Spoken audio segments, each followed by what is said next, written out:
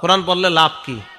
লাভগুলো এবার শুনতে থাকেন। 1 নাম্বার, কোরআন যেই ঘরের মধ্যে বেশি পড়বে মানুষ, তাদেরকে প্রতিদান আল্লাহ বাড়ায়া দিবে। শুধু তাই নয়, তাদের মর্যাদা একের পর এক আল্লাহ বাড়াইতেই থাকবেন।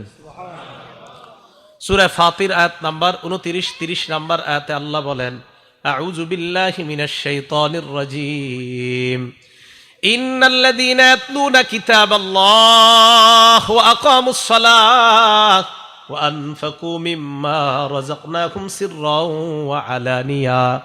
নিশ্চয়ই যারা আল্লাহর কোরআন তেলাওয়াত করে, 2 নাম্বার ওয়া আকামুস সালাহ, নামাজ কায়েম করে, 3 নাম্বার ওয়া আনফাকু মিম্মা রাযাকনাহুম সিররাও ওয়া আলানিয়া, গোপনে প্রকাশ্যে আমি যাদেরকে রিজিক দান করলাম, এই রিজিক থেকে যারা আল্লাহর রাস্তায় খরচ করে, ইয়ারজুনা তিজারা, তারা এমন ব্যবসার আশা করে, লান তাবুর, যেই ব্যবসায় কখনো লস নাই, যেই ব্যবসা কখনো ধ্বংস হবে না, যেই ব্যবসা লাভ আর লাভ। কোরআন পড়লে, নামাজ পড়লে, দান করলে কোনো লস নাই, তা লাভ কি? ফাতিরের 30 নম্বর আয়াতে আল্লাহ বলেন, লিওয়াফিয়াহুম উজুরহুম, আল্লাহ তাদেরকে যেন তাদের পরিপূর্ণ প্রতিদান দিয়ে দেয়। ওয়ায়াজিদাহুম মিন ফাদলি, আল্লাহ যেন তাদেরকে প্রতিনিয়ত তাদেরকে অনুগ্রহ বৃদ্ধি করে দেয়। আয়াত প্রমাণ করে, যেই ঘরের মধ্যে কোরআন তেলাওয়াত করা হয়, ওই ঘরের মধ্যে যত সমস্যা, অভাব, অনটন আল্লাহ দূর করে দেয়। কোরআন পড়েন, সবাই কোরআন পড়েন। আগে কৃষকরাও সকালবেলা কোরআন পড়তো, সবাই কোরআন পড়তো আগে দেশ গ্রামে। 15-20 বছর আগে কোরআনের আওয়াজ ছিল। যেই মোবাইল আসলো হাতে হাতে, এখন শুধু মাসালা জিগায়, মোবাইলে পড়লে হবে কি হবে না, এটা জিগাইতে জিগাইতে আর পড়ে না। হবে, অবশ্যই হবে, মোবাইলে পড়লেও হবে, কিন্তু পড়েননি। মোবাইলে পড়লে হবে, কিন্তু পড়েন না তো। আল্লাহ আমাদেরকে কোরআন পড়ার তৌফিক দান করেন।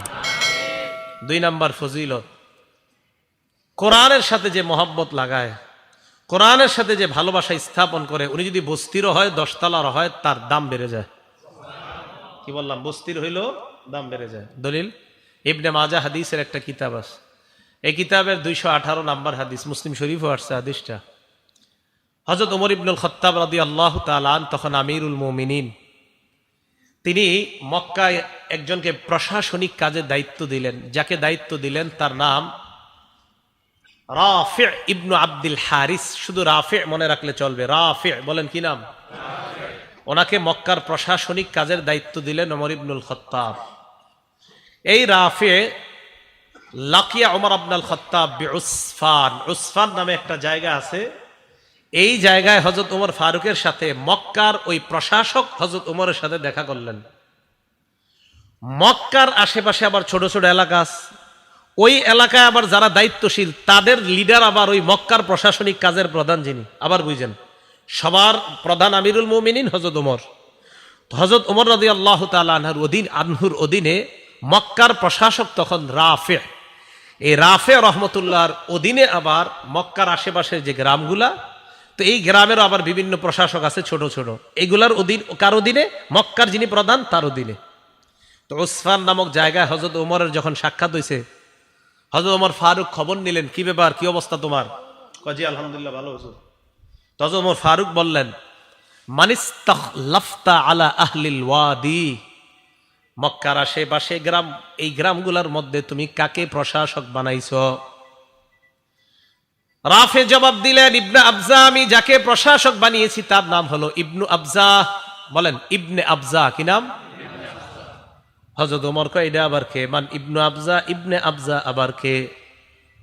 রাফি জবাব দেয়, রাজুলুম মিন মাওয়ালিনা, তিনি হলেন আমাদের একজন আজাদকৃত গোলাম। আজাদকৃত? হযরত ওমর ফারুক বললেন, এটা আবার কি করলা? ফাস্তাখলাফতা আলা আহলিল ওয়াদি রাজুলাম মিন মাওয়ালিকুম, একজন গোলামকে তোমরা প্রশাসক বানায়া দিলা, একজন গোলামকে তুমি এত বড় দায়িত্ব দিয়ে দিলা। রাফি রহমতুল্লাহ জবাব দেয়, আমিরুল মুমিনিন তিনি যদিও গোলাম, তার মধ্যে আলাদা 3টা গুণ আছে। কয়টা? 1 নাম্বার, ইন্নাহু লাকারিউল লিকিতাবিল্লাহ, তিনি আল্লাহর কোরআনের অভিজ্ঞ ব্যক্তি। 2 নাম্বার, আলিমুন বিল ফারাইজ, ইলমুল ফারাইজের ব্যাপারে তার অনেক দক্ষতা। 3 নাম্বার, কাযিন, উনি বিচার সুন্দর করতে পারে। আমিরুল মুমিনিন, এই 3 গুণ থাকার কারণে আমি তাকে গ্রাম্য প্রশাসনিক কাজের দায়িত্বে নিয়োজিত করে দিলাম। ওমর ফারুক বলেন, আসল কথা হলো আমা ইন্না নবিয়াকুম সাল্লাল্লাহু আলাইহি ওয়াসাল্লাম ক্বাল, নবীজি বলেছেন, ইন্নাল্লাহা ইয়ারফাউ বিহাদাল কিতাবি আকওয়ামা, কোরআন এমন এক কিতাব, এই কিতাবের সাথে যার সম্পর্ক তৈরি হয়ে যায়, গোলামও যদি কোরআনের সাথে সম্পর্ক তৈরি করে নেয়, ইয়ারফাউ বিহাদাল কিতাবি আকওয়ামা, আল্লাহ কোরআনের কারণে ওই মানুষগুলার মর্যাদা বাড়ায়া দেয়। গোলাম কোরআনের সাথে সম্পর্ক রাখছে, মর্যাদা বেড়ে গেছে। আমাদের দেশে যে ছেলেগুলো আন্তর্জাতিকভাবে নাম করতেছে, বেশিরভাগের ইতিহাস তালাশ করেন, এদের মা বাবা তো বড় লোক না, ধনী না। এই যে কয়দিন আগে যে তাকরিম ছেলেটা, ওদের বাড়ি হলো সিরাজগঞ্জ, ছিল চরে বাড়িঘর সব নিয়ে নিস আপনার ওই যে নদীর পানিতে, এরপরে নাগরপুরা এসে বাড়ি করছে টাঙ্গাইল। এই বাড়ি দেখবেন একদম কি অবস্থা বাড়ির। তো এই ছেলে কোরআনের সাথে তার সম্পর্ক লাগার কারণে সারা দুনিয়া, ও অথচ টিনের ঘরে থাকে কিন্তু ওর নাম পুরা দুনিয়া জানে। কোরআন, তাহলে কোরআন সম্মান বাড়ায় না? কোরআন সম্মান। অনেক 20 তালার মালিকরা আপনারা চিনেন না, কেউ এরকম আছে যে 10টা বাড়ির মালিক কেউ নাম জানেন না, কিন্তু এই যে টিনের ঘরের ছেলেটার নাম পুরা দুনিয়া জানে। কোরআন, কোরআনের সাথে যার সম্পর্ক লাগবে তার মর্যাদা বেড়ে যাবে। ইন্নাল্লাহা ইয়ারফাউ বিহাদাল কিতাবি আকওয়ামা, নিশ্চয় আল্লাহ পাক রব্বুল আলামিন এই কোরআনের মাধ্যমে, এই কিতাবের মাধ্যমে একদল মানুষকে মর্যাদা বাড়ায় দেয়, সম্মানিত করে দেয়। ওয়ায়াদউ বিহি আখারিন, আরেক দলকে আল্লাহ লাঞ্ছিত করে দেয়। আপনারাও দেখেন আপনাদের এলাকার এই যে ফরিদপুরের হযরত মাওলানা শেখুল হাদিস আব্দুল গাফফার সাহেবকে কে না চিনে বলেন, অথচ আপনাদের এই ফরিদপুরের অনেক ধনী মানুষকে আপনারা কেউ চিনেন না। তো বলতেছিলাম, কোরআনের সাথে যাদের সম্পর্ক লাগবে তাদের মর্যাদা বেড়ে যাবে। এগুলো 2 নাম্বার কথা। আবার কোরআনের সাথে সম্পর্ক রাখা যদি বেয়াদবি করে, তাদেরকে আল্লাহ লাঞ্ছিত করে। ওয়ায়াদউ বিহি আখারিন, অপর দলকে আল্লাহ লাঞ্ছিত করে। আল্লাহ কোরআনের সাথে মহব্বত রেখে কোরআন অনুযায়ী চলার তৌফিক দান করেন। 3 নাম্বার, কোরআনের একটা অক্ষর যদি কেউ পড়ে, তার আমলনামায় 10টা সওয়াব লেখা হয়ে যায়। তিরমিজি শরীফের 2910 নাম্বার হাদিসের বর্ণনা, ক্বালা রাসূলুল্লাহ সাল্লাল্লাহু আলাইহি ওয়াসাল্লাম, আল্লাহ নবী বলেন, মান ক্বারা হারফাম মিন কিতাবিল্লাহ ফালাহু বিহি হাসানা ওয়াল হাসানাতু বিআশরি আমসালিহা। নবীজি বলেন, কোরআনের একটা অক্ষর যদি কেউ পড়ে, তার আমলনামার সাথে সাথে 10টা সওয়াব লিপিবদ্ধ হয়ে যায়। পড়েন আমার সাথে, আলিফ লাম মিম। সবাই পড়ছেন না? আল্লাহ নবী বলেন, লা আকুলু আলিফ লাম মিম হারফুন, আলিফ লাম মিম পুরাটা একটা অক্ষর, এটা আমি বলি না। ওয়ালাকিন আলিফুন হারফুন, আলিফ একটা অক্ষর, লামুন হারফুন, লাম একটা অক্ষর, মিমুন হারফুন, মিম আর একটা অক্ষর। এই আলিফ লাম মিম তোমরা পড়লা, আল্লাহ নবী বলেন তোমাদের আমলনামায় 30টা সওয়াব লিপিবদ্ধ হয়ে গিয়েছে। 4 নাম্বার, কোরআন যে পড়ায় আর যে পড়ে তাদেরকে নবী দুনিয়ার সর্বোত্তম ব্যক্তি বলছে। কোরআন যে পড়ে আর যে পড়ায় তাদেরকে দুনিয়ার সর্বোত্তম ব্যক্তি বলছে। এই তিরমিজি শরীফের আগের হাদিসটা 2909 নাম্বার হাদিস। ক্বালা রাসূলুল্লাহ সাল্লাল্লাহু আলাইহি ওয়াসাল্লাম, খায়রুকুম মান তাআল্লামাল কুরআনা ওয়া আল্লামা, তোমাদের মধ্যে সর্বোত্তম ওই ব্যক্তি যে কোরআন শিখে এবং অন্যকে শিখায়। এলাকার ছোট্ট ছোট্ট মুক্তবের মধ্যে উস্তাদরা ছাত্রদেরকে পড়ায়, বলো আলিফ, ছাত্র পড়ে আলিফ, বলো বা, ছাত্র পড়ে বা, বলো 2 নুক্তাওয়ালা কফ, ছাত্র পড়ে 2 নুক্তাওয়ালা কফ। এই যে উস্তাদ পড়ে আর ছাত্র পড়ে, উস্তাদ পড়ায় আর ছাত্র পড়ে, আল্লাহ নবীর ভাষায় নবী বলেন, আমি তোমাদেরকে দুনিয়ার সর্বোত্তম ব্যক্তি বলে ঘোষণা করলাম। আপনি মানেন আর না মানেন, রসুলের কথা এটা মানতেই হবে। না মানলে আপনার লস, মানলে আপনার লাভ। তাহলে যারা পড়ছে মাদ্রাসায়, যারা পড়াচ্ছে, তারা দুনিয়ার সর্বোত্তম ব্যক্তি। 5 নাম্বার, যে ব্যক্তি কোরআন পড়ে তার দৃষ্টান্ত সুস্বাদু গ্রামযুক্ত কমলা লেবুর মতো। কমলা লেবু যদিও আসলে কমলা লেবু না, এটা আরবে পাওয়া যায় ফলটা, উত্রুজ্জার মতো আসছে হাদিসে। উত্রুজ্জাটা অনেকটা মালটার মতো, তবে মালটা না, এটা আরবে পাওয়া যায়। সহিহ বুখারী হাদিস নাম্বার 5427 নাম্বার হাদিস। ক্বালা রাসূলুল্লাহ সাল্লাল্লাহু আলাইহি ওয়াসাল্লাম, আল্লাহ নবী বলেন, মাসালুল মুমিনিল্লাযী ইয়াকরাউল কুরআন কামাসালিল উতরুজ্জা, যেই মুসলমান, যেই মুমিন কোরআন পড়ে তার দৃষ্টান্ত হলো মালটার মতো বা কমলা লেবুর মতো। রিহুহা তাইয়্যিবুন ওয়া তা'মুহা তাইয়্যিবুন, যার ঘ্রাণও বড় চমৎকার, যার স্বাদও বড় চমৎকার। ইমানদার যদি কোরআন পড়ে ইমানের কারণে আর কোরআন পড়ার কারণে, এই দুইটা গুণের কারণে, 1 নাম্বার ইমান, 2 নাম্বার কোরআন, দুটোটার কারণে ওই ইমানদার আল্লাহর কাছে স্বাদ এবং ঘ্রাণওয়ালা ইমানদার হয়ে যায়। একজন কোরআন পড়ে আর একজন পড়ে না, আল্লাহ কয় এটার ঘ্রাণ আছে আমার কাছে খুব বেশি, আল্লাহর কাছে ঘ্রাণযুক্ত ইমানদার হয়ে যায়। ওয়া মাসালুল মুমিনিল্লাযী লা ইয়াকরাউল কুরআন, যে ইমানদার কোরআন পড়ে না তার দৃষ্টান্ত মাসালুত তামর, খেজুরের মতো। বলেন, যে ইমানদার কোরআন পড়ে না তার দৃষ্টান্ত কার মতো? খেজুর। খেজুর কিসের মতো? খেজুরের মতো। লা রিহা লাহা, খেজুরের ঘ্রাণ নাই। ওয়া তা'মুহা তাইয়্যিবুন, তবে খেজুর মিষ্টি। তা'মুহা হুলবুন, তার মিষ্টতা আছে। ইমান আর থাকার কারণে তার মাঝে একটা স্বাদ আছে, কিন্তু কোরআন না পড়ার কারণে তার ঘ্রাণ নাই। তাহলে 2 মুমিন একসাথে আছে, একজন কোরআন পড়ে আরেকজন কোরআন পড়ে না, ইমানের কারণে তার স্বাদ আছে। আরেক মুমিনের ইমানও আছে, কোরআনও আছে, তার স্বাদও আছে, আবার আজীব একটা ঘ্রাণও আছে, তার একটা ঘ্রাণও আছে। 3 নাম্বার ওমাসালুল মুনাফিকিল্লাযী ইয়াকরাউল কুরআন কামাসালির রাইহদাম, কোন মুনাফিক যদি কোরআন পড়ে তার দৃষ্টান্ত গোলাপ ফুলের মতো। কোন মুনাফিক কোরআন পড়ে তার দৃষ্টান্ত গোলাপ ফুলের মতো। গোলাপ ফুল কেমন? কয় রিহুহা তাইয়্যিবুন, এই গোলাপ ফুলের ঘ্রাণ বড় চমৎকার। ওয়া তা'মুহা মুররুন, তবে স্বাদ একদম তিতা। মুনাফিক হওয়ার কারণে স্বাদ নাই, তবে ঘ্রাণ আছে।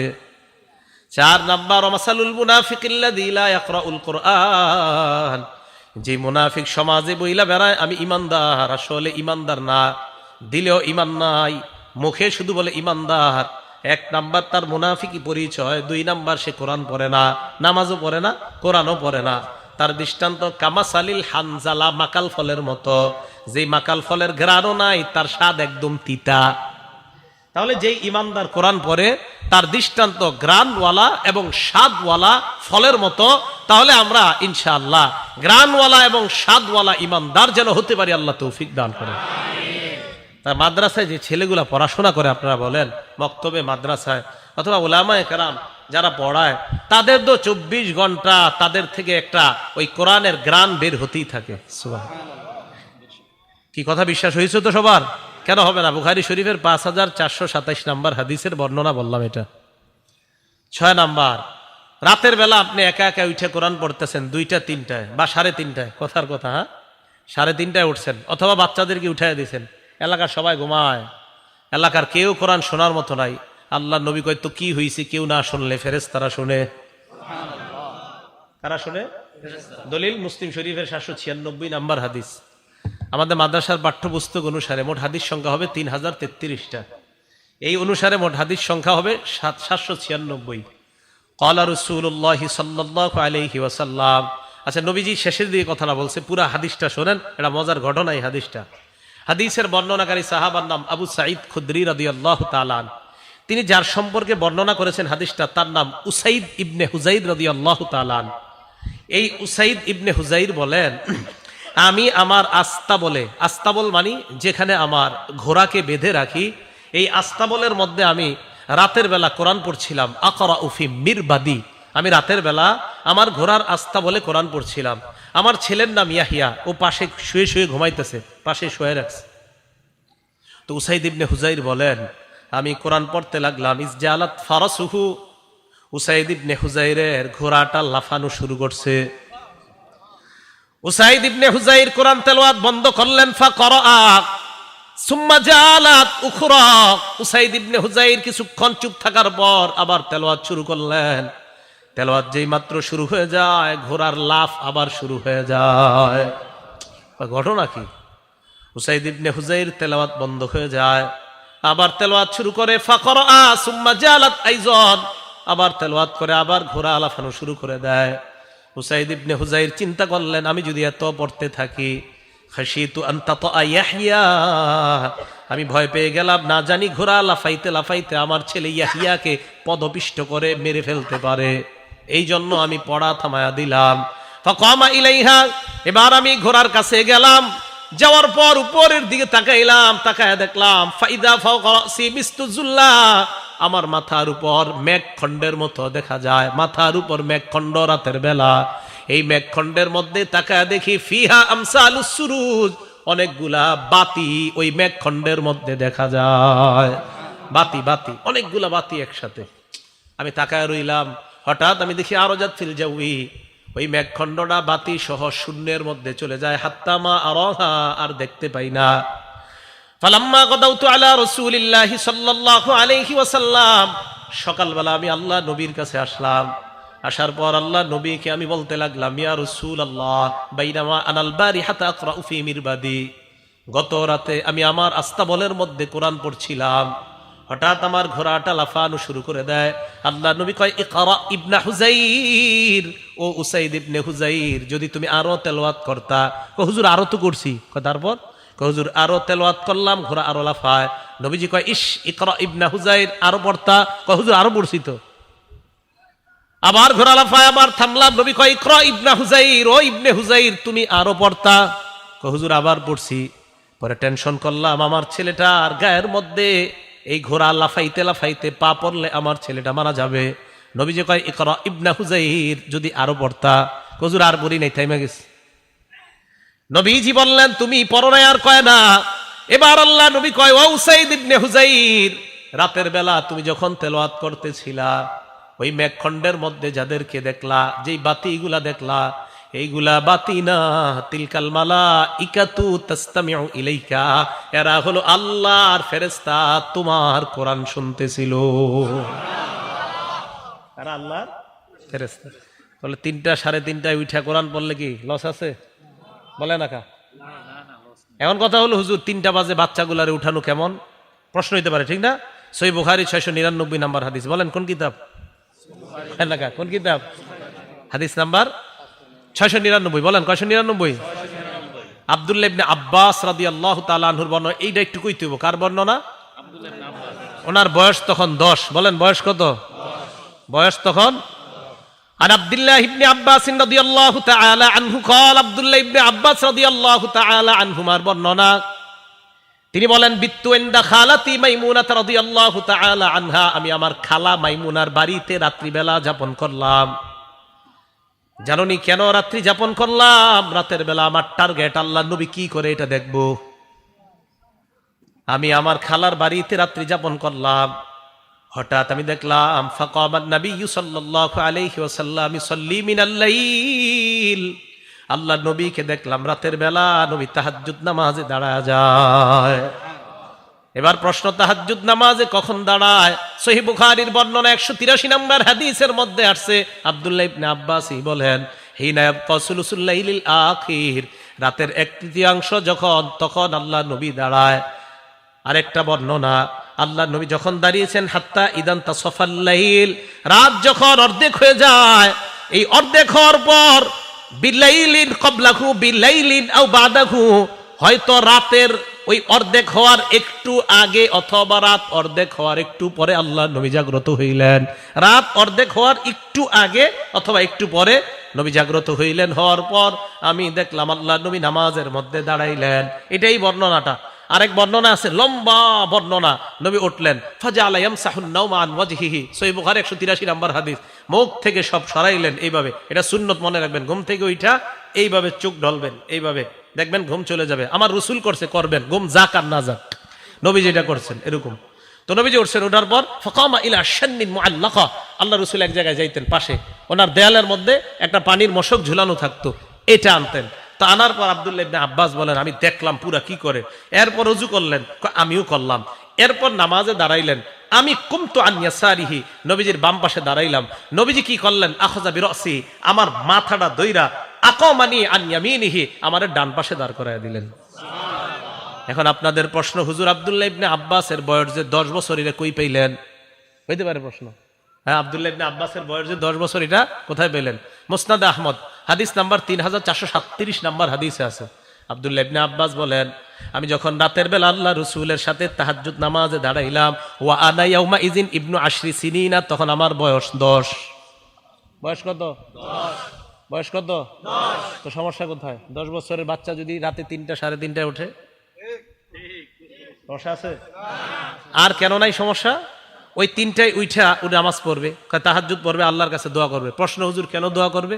সহিহ বুখারীর বর্ণনা, ইয়ানজিলু রাব্বুনা আযজা ওয়া জাল ফি কুল্লি লাইলাতিন ইলাস সামাঈদ দুনিয়া হিনা ইয়াবকা সুলুসুল লাইলিল আখির। রাতের 1/3 যখন হয়ে যায়, প্রত্যেক রাত্রে আমার রব প্রথম আসমানে আসে। আসার পর বলে, মাইয়াদউনি, আমার কাছে যে চাইবে, আমাকে যে ডাকবে, আমাকে যে ডাকবে, ফাস্তাজিব লা, আমি তার ডাকে সাড়া দিব। ওয়া মাইয়াসআলুনি ফাউতিয়া, আমার কাছে যে চাইবে আমি তাকে দিব। ওয়া মাইয়াস্তাগফিরুনি ফাগফির লা, যে আমার কাছে ক্ষমা চাবে আমি তাকে ক্ষমা করব। একটা ছেলে আল্লাহর কাছে যদি বলে, আল্লাহ আমার 10 জন বন্ধু আছে, তারা 5 পৃষ্ঠা করে সবক দিতে পারে, আমি 2 পৃষ্ঠা কেন পারি না? মাবুদ তুমি আমাকে তাদের মতো যেন আমিও পারি, আমাকে তৌফিক দিয়ে দাও। হতেও তো পারে রাতের ওই অংশের দোয়া আল্লাহ কবুল করে তাকে ওই 10 জনের মতো মেধাবী আল্লাহ বানায়া দিবেন। কি কথা বুঝে আসছে? তাহলে রাতের বেলা যদি বাচ্চা উঠে, এটা কি দলিল সহ না দলিল ছাড়া? দলিল সহ। আল্লাহ আমাদেরকে বুঝার তৌফিক দান করেন। খার, বলছিলাম রাসূল আকরাম সাল্লাল্লাহু আলাইহি সাল্লাম বলেন, তারা ছিল ফেরেশতা। বুঝলে গেছেন নি কোন জায়গায় ছিলাম? মুসলিম শরীফে 796 নম্বর হাদিসে ছিলাম। তো তারা ফেরেশতা, তিলকাল মালাইকা, তারা হলো ফেরেশতা, তারা তোমার পড়া শুনতে ছিল। এবার আল্লাহ নবী বলেন, লাউ করাতা, তুমি যদি পড়তেই থাকতা, আসবাহাত হাত্তা ইয়ারাহান নাস মা তাস্তাতিরু ইলাইহিম, তুমি যদি সকাল পর্যন্ত পড়তা, ফজরের আজান শুইনা মুসল্লিরা যখন মসজিদে আসতো, তারা সচক্ষে ফেরেশতাদেরকে দেখতে পাইতো। তাহলে রাতের বেলা কোরআন তেলাওয়াত করা, এটাও প্রমাণিত। রাতের বেলা তাহাজ্জুদ পড়া, বাচ্চা পড়বে, এটাও প্রমাণিত। ওই সময় আল্লাহ দেওয়ার জন্য প্রস্তুত থাকে, তাই বাচ্চারা ওই সময় উঠা তাদেরকে এই অভ্যাস করানো যে আল্লাহর কাছে চাওয়ার অভ্যাস করো, এটাও প্রমাণিত। আর ওই সময় মানুষ যদিও কোরআন তেলাওয়াত না শোনে, ওই সময় ফেরেশতারা কোরআন তেলাওয়াত শোনে, এটাও আমরা হাদিস থেকে প্রমাণ পাইলাম। আল্লাহ আমাদের সকলকে বুঝার তৌফিক দান করেন। 7 নাম্বার কথা, কোরআনের মর্যাদা এত বেশি, 2 ব্যক্তি শহীদ হয়ে গেছে। কয়জন? 2 জন শহীদ হয়েছে। এই 2 জন শহীদ হওয়ার পর কারে কবরে রাখবে? এক কবরে রাখবে 2 জনের আর কি। উহুদের যুদ্ধে প্রায় 70 জন শহীদ হয়েছে।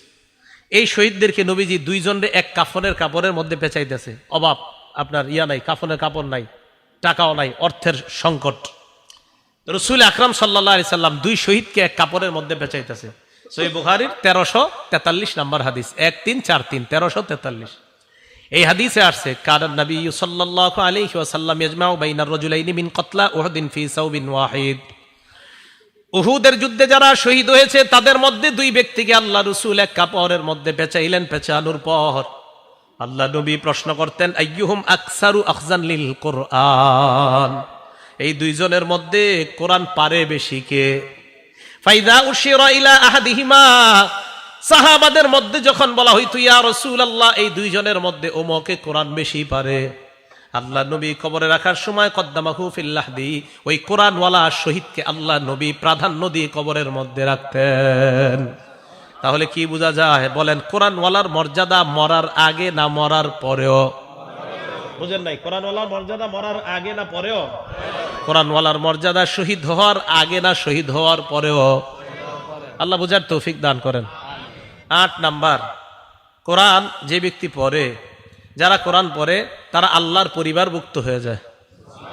বলেন কোরআনওয়ালা কার পরিবারভুক্ত? একটু জোরে বলেন, কোরআনওয়ালা কার পরিবারভুক্ত? হ্যাঁ, কোরআনওয়ালা আল্লাহর পরিবারভুক্ত। দলিল ইবনে মাজাহ কিতাবের নাম, হাদিস নাম্বার 215 নাম্বার হাদিস। ক্বালা রাসূলুল্লাহ সাল্লাল্লাহু আলাইহি ওয়াসাল্লাম, আল্লাহ নবী বলেন, ইন্না লিল্লাহি আহলিনা মিনান নাস, মানুষের মধ্যে কিছু মানুষ আছে যারা আল্লাহর পরিবারের সদস্য। সাহাবারা প্রশ্ন করলেন, মান হুম ইয়া রাসূলুল্লাহ, এরা কারা আপনার কাছে জানতে চাই। আল্লাহ নবী জবাব দিলেন, হুম আহলুল কোরআন আহলুল্লাহি ওয়া খাসাতুহু, যারা কোরআনওয়ালা, কোরআনের ধারক বাহক, তারা আল্লাহর পরিবার এবং আল্লাহর বিশেষ অন্তর্ভুক্ত হয়ে যায়।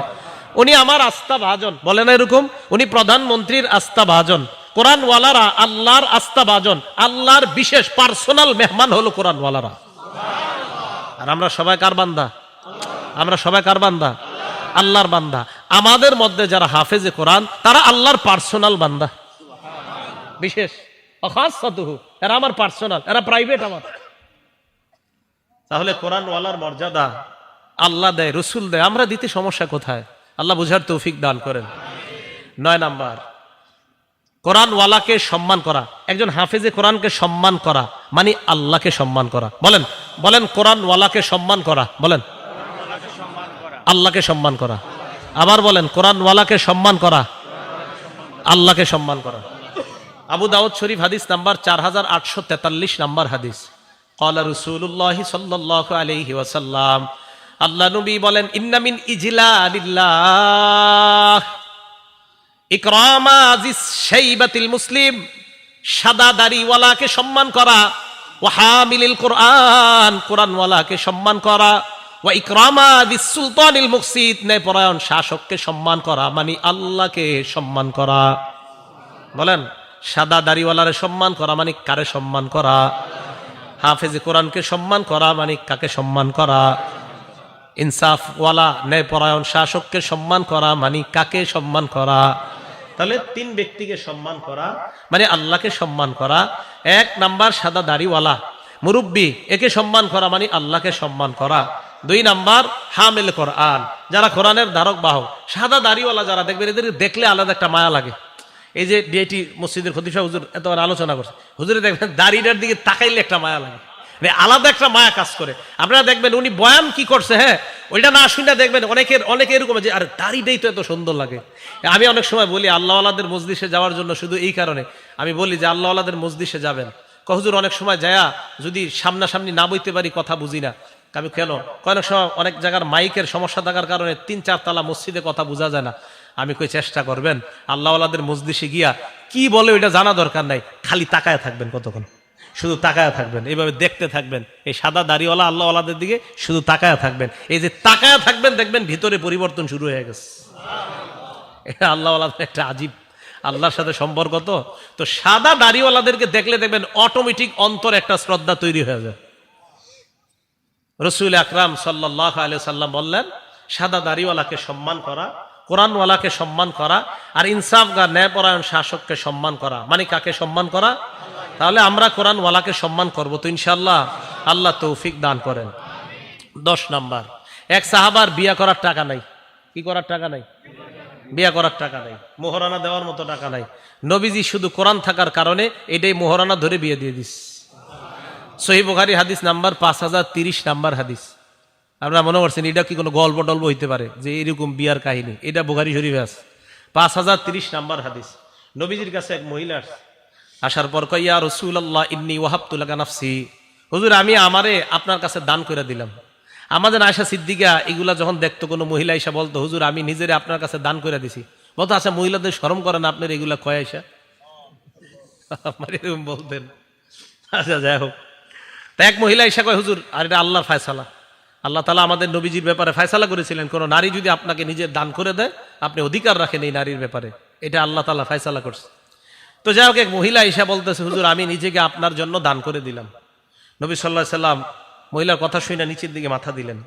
এক সাহাবা দাঁড়ায় কয়, হুজুর ইনলাম ইয়াকুন লাকা ফিহা হাজা, হুজুর মহিলা আপনারা যা বলছে, আপনার যদি এখানে কোনো আগ্রহ না থাকে, হুজুর জাউযিনি হা, এই মহিলাটারে আমার সাথে বিয়ে দিয়ে দেন। নবী সাল্লাল্লাহু আলাইহি সাল্লাম কয়, তোমার সাথে বিয়ে দিয়ে দিব? কয় জি হুজুর। মাজা ইনদাকা, কি আছে তোমার? টাকা পয়সা আসেনি? লা ইয়া রাসূলুল্লাহ, আল্লাহর কসম হুজুর কিছু নাই। নবীজি বললেন, ইযহাব ইলা আহলিকা ফানজুর, বাসা যাও দেখো তোমার হাল ইনদাকা মিন শাইইন, কিছু আছে কিনা দেখো, তালাশ করে।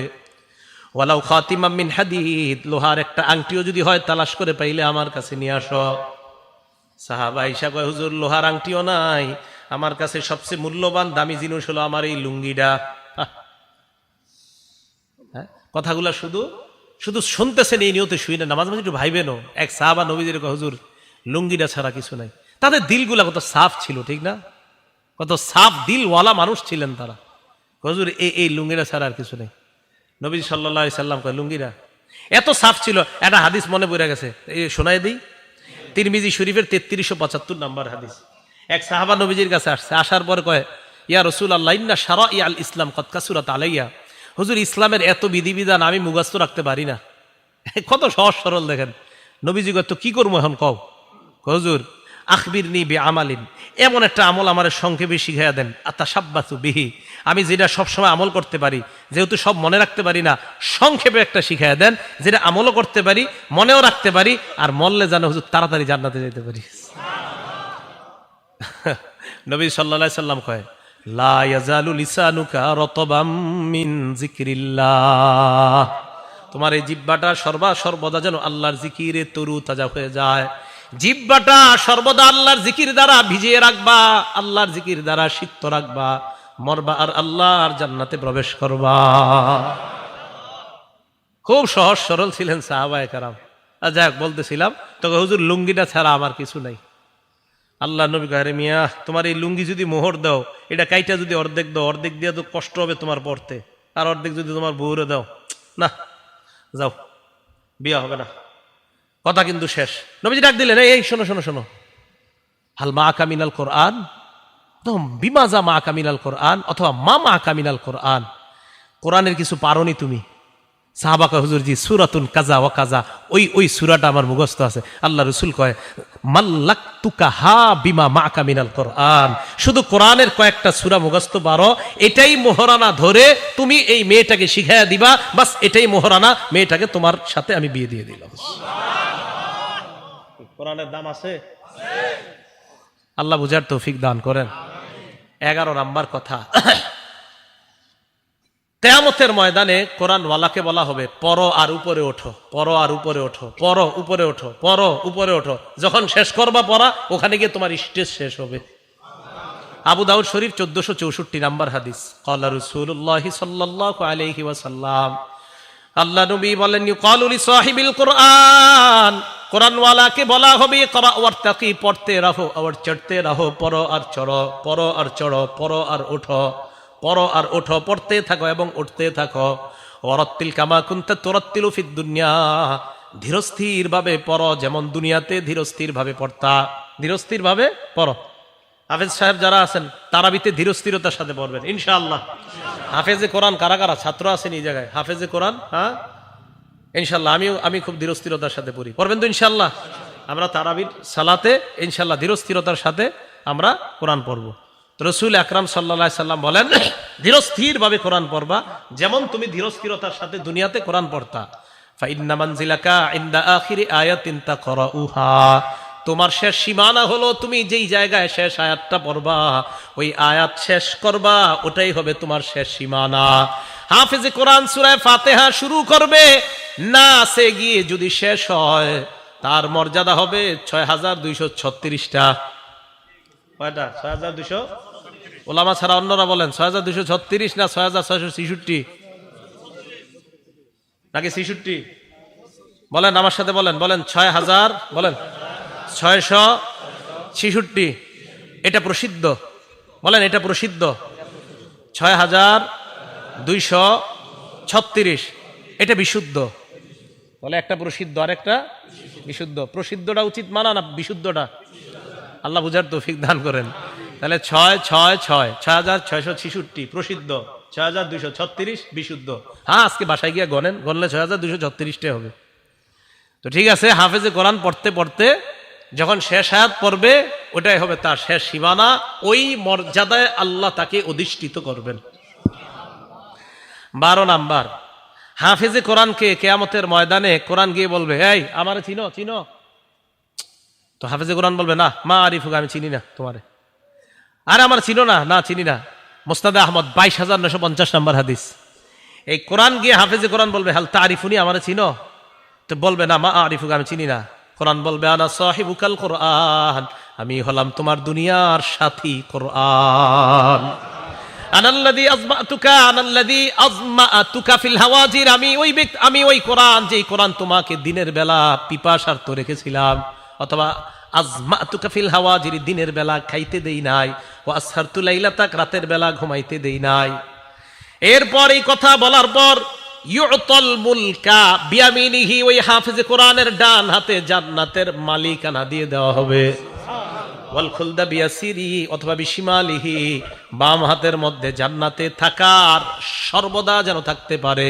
প্রথমে মালিকানা, এরপর হলো রেজিস্টার, প্রথমে মালিকানা, সেল পারমিশন, প্রথমে মালিকানা, আপনারা জায়গা জমিন কিনলে সেল পারমিশন, এরপরে আপনারা যান, টিন লাগে, টিন লাগার পর রেজিস্ট্রেশন করতে হয়, হাফেজে কোরআনের ডান হাতে মালিকানা দেওয়ার পর অল খুলদা বিশিমালিহি, বাম হাতে জান্নাতে চিরস্থায়ীভাবে থাকার সার্টিফিকেট দেওয়া হবে। ওয়ায়ুদা রাসিহি তাজুল ওয়াকার, তার মাথার মধ্যে সম্মানের মুকুট পরিয়ে দেওয়া হবে। দুনিয়ার মধ্যে যদি কোনো হাফেজে কোরআনের কোনো দাম নাও থাকে, আখেরাতে কিন্তু তার মাথায় সম্মানের মুকুট। মানে আমাদের চোখে যদিও মনে হয় যে হাফেজে কোরআনের দাম নাই, আচ্ছা আপনারা বলেন তো, বাংলাদেশের নামটা সারা পৃথিবীতে সবচেয়ে উজ্জ্বল করছে কারা? এই কথাটা, এটা আপনি মানেন বা না মানেন, এটাই সত্যি কথা।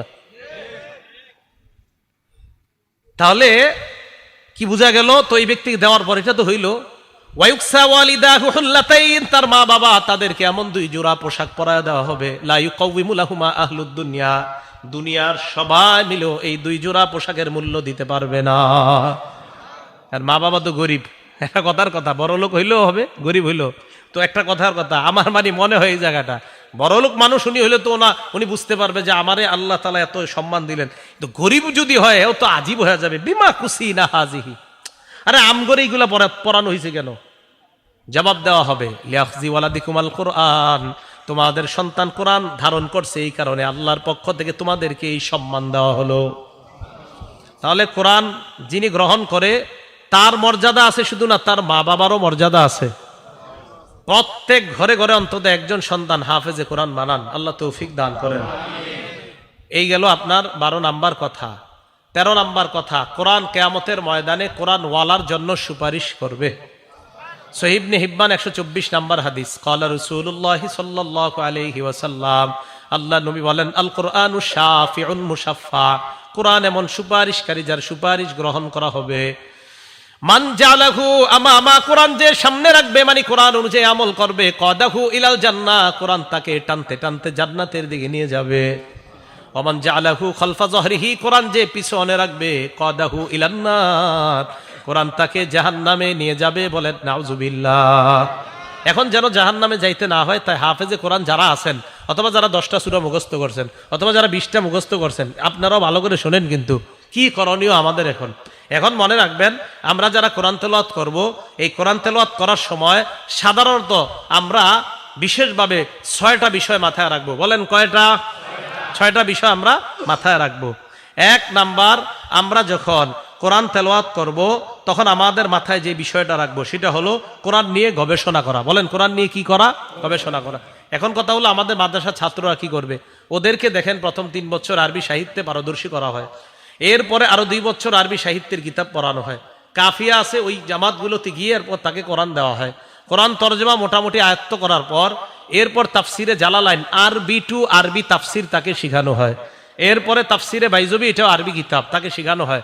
এরপরে সহিহ বুখারীর মধ্যেও তাফসির অধ্যায় আছে, মুসলিম শরীফেও তাফসির অধ্যায় আছে। এইভাবে তাদের হাতে কোরআনগুলা তুলে দেওয়া হয়। কারণ কোরআনের ভাষা যেহেতু ইংরেজি এবং ফার্সি, তাই আমাদের মাদ্রাসার সন্তানগুলাকে আগে আরবি ব্যাকরণ শেখানো হয়। কি কোরআনের ভাষা কি? হ্যাঁ, তো এই বিষয়টা বুঝেন না কেন? মানে কয় কি হুজুর তো মুক্ত ব্যক্তি দিতে পারেন না এর কোরআন বুঝতে? কোরআনের ভাষা কি? হাদিসের ভাষা কি? তাই তাকে আগে 3 বছর আরবি সাহিত্যের উপর পারদর্শী করানো হয়, এরপর 2 বছর আরবি সাহিত্যের কিতাব পড়ানো হয়। এরপরে মোটামুটি আরবি রপ্ত হইলে তখন তাকে কোরআনের অনুবাদ পড়তে দেওয়া হয়। এরপরে আরবি টু আরবি অনুবাদ তাফসিরে জালালাইন, ওইটা পড়তে দেওয়া হয়। কি কথা বুঝে আসছে সবার? এখন আসেন তো, কোরআন পড়ার সময় 1 নাম্বার কোরআনের আয়াত নিয়ে চিন্তা ভাবনা করা। সূরা সদের 29 নাম্বার আয়াতে আল্লাহ বলেন, কিতাবুন আনজালনাহু ইলাইকা মুবারাক, এই কিতাব আমি আপনাকে দিয়েছি, এটা বরকতপূর্ণ। লিয়াদাব্বারু আয়াতিহি, যাতে মানুষ এই কোরআনের আয়াতগুলা নিয়ে চিন্তা করতে পারে। 2 নাম্বার, যারা হাফিজে কোরআন আছেন অথবা যারা কয়েকটা সূরা মুখস্থ করছেন, প্রতিদিন চর্চা করতে হবে। শোনেন, যারা আলাম তারা থেকে 10টা সূরা মুখস্থ করছেন, চর্চার অভাবে যদি 2টা ভুলে যান, আল্লাহর কাছে জবাবদিহিতা করতে হবে, চর্চা কেন করেন নাই। হাফেজে কোরআনরা প্রতিনিয়ত কোরআন চর্চা রাখবেন। সহিহ বুখারীর বর্ণনা 5033 নাম্বার হাদিস, ক্বালা রাসূলুল্লাহ সাল্লাল্লাহু আলাইহি ওয়াসাল্লাম, আল্লাহ নবী বলেন, তাআহাদুল কোরআন, কোরআন তোমরা প্রতিনিয়ত চর্চা করো, প্রতিনিয়ত পড়বা, অভ্যাস করে নাও কোরআনের সাথে তোমরা চর্চা, একদিনও মিস করবা না।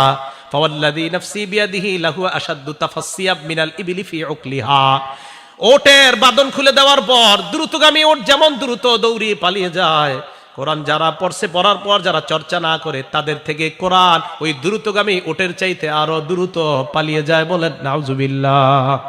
এই জন্য সাধারণত বাচ্চাদেরকে মাদ্রাসায় রাখার চিন্তা করা হয়। কেন?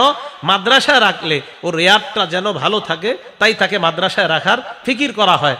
কারণ মাদ্রাসায় না রাখলে ওরে যদি 2 ঘন্টার ছুটি দেন, ও ভিডিও গেমস খেলবে, ও মোবাইলে গেমস খেলবে, ও বাজারে গিয়ে ভিডিও গেমসের দোকানে গেমস খেলবে। এই জন্য মাদ্রাসায় রাখলে ও রেয়াদের মাদ্দাটা আরো ভালো হয়।